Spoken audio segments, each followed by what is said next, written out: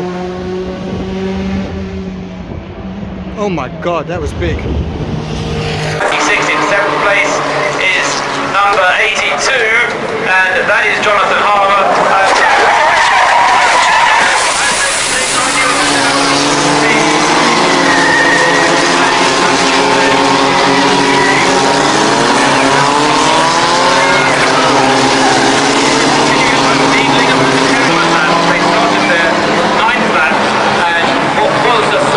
By Tom Onslow-Cole into the first corner. Onslow-Cole with a great goal. He made contact with Pete. Pete sideways. We've got another car in the gravel. Simon, it's all gone wrong. Oh yeah, you saw Onslow-Cole collide with his teammate Ben Winrow. That's Stephen Colbert in the gravel. And there's more contact. That's John Gore as in Brett Perrett. It looked like Gore got hit and turned around. And that's Onslow-Cole on his side now. He's moving around. Zone in a completely separate incident. You can see that Colbert's already gone. But yeah, you can see Pete comes across. And look at Ben Winrow's car.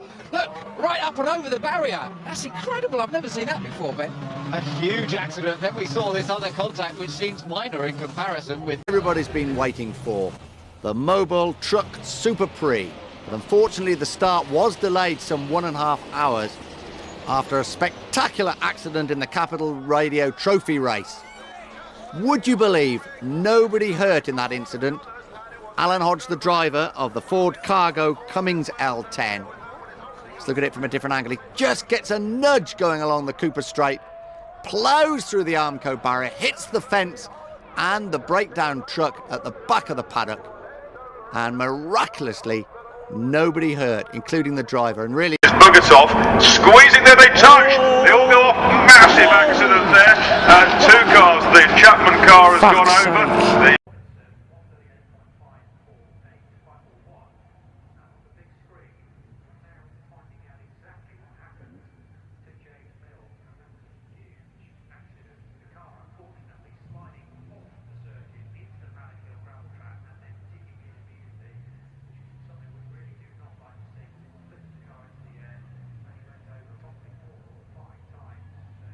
But also, up to being in a bit of nuisance, there is Kieran Gordon, who has already stopped in his suspended position.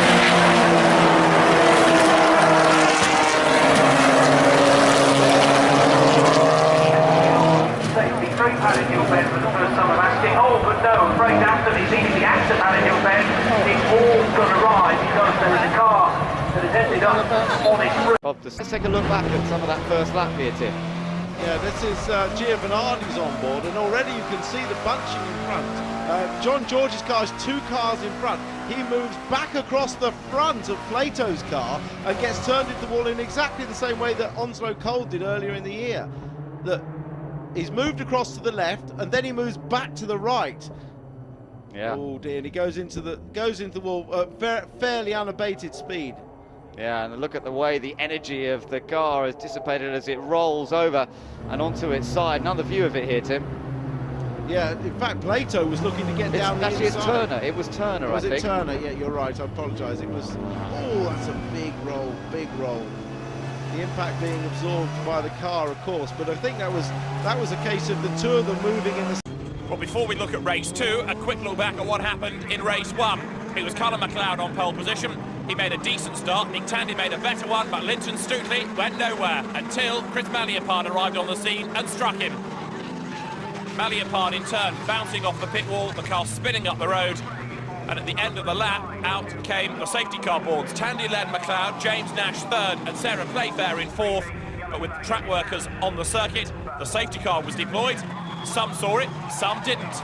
And Lee Mumford launched himself over the back of Gary Findley's car and had this horrifying roll. He was okay, but after that, inevitably, the race had to be stopped. Some drivers acting more professionally than others under the waved yellow flags and the... Absolutely no reason why a leggy lane stopping.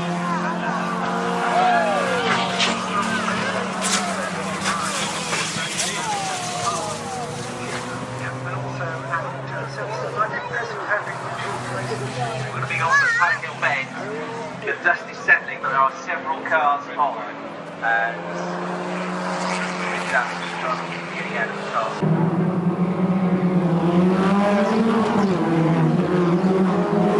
And it's Jonathan Bancroft who makes the best start. Very, very close indeed. Oh, and that's Gasho.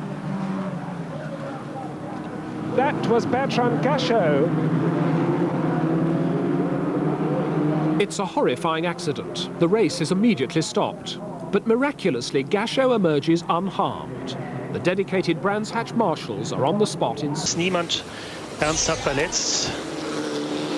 Noch einmal die Kettenreaktion. Die 21 räumt hier brutal Cavallo aus dem Weg. Dessen Auto fliegt unkontrollierbar durch die Gegend. Vor allem in einem blöden Winkel steigt er dann auf. Die Streckenposten gehen hier erstmal in Deckung. Bis dahin ist noch okay. Aber jetzt fliegt das Auto unkontrolliert durch die Gegend. Seat Leon and the Subaru Impreza of Arturus Uxorius and also of the King lifting Seat Leon. Here we go, the camera panning out. Big, oh, that's a big one. Red flag out in that case.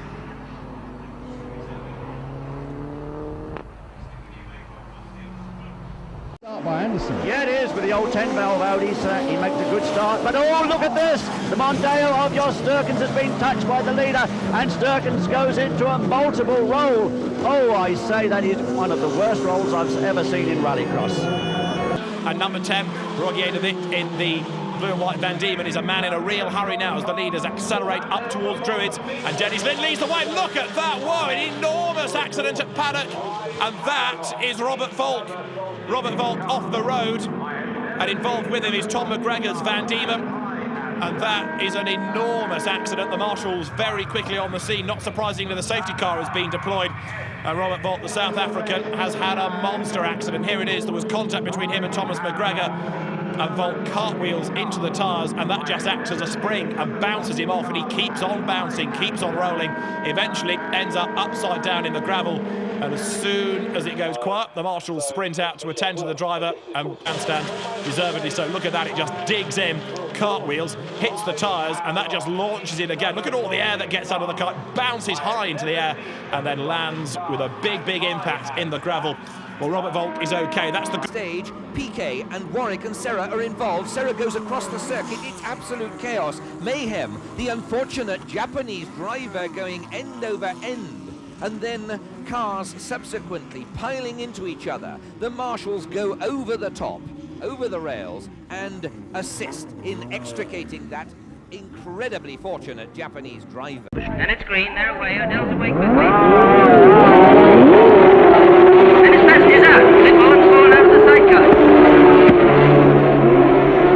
The sidecar's behind will run over him. And Odell's racing on in front of the field. He hasn't stopped yet.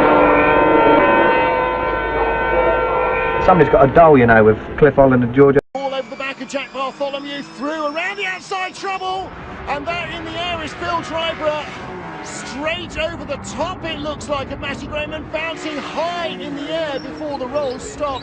Matty Graham's car with damage on the roof and the... Sort of roughly what happened. He ran into the back of the car ahead, but let's just see it at real time here. And in fact, that's interesting. Oh, it was a miscommunication effectively, because AS Roma was moving to the right to let him pass on the left. Yeah, and here we go. Oh, and that's a terrible accident. A massive accident, absolutely huge. The car splitting in half, which is what it's designed to do. The engine and gearbox splitting away from the monocoque. Pipes. Bocavadla there has his problems trying to sort out David Hunt along the straight, close together, and there's a tremendous accident.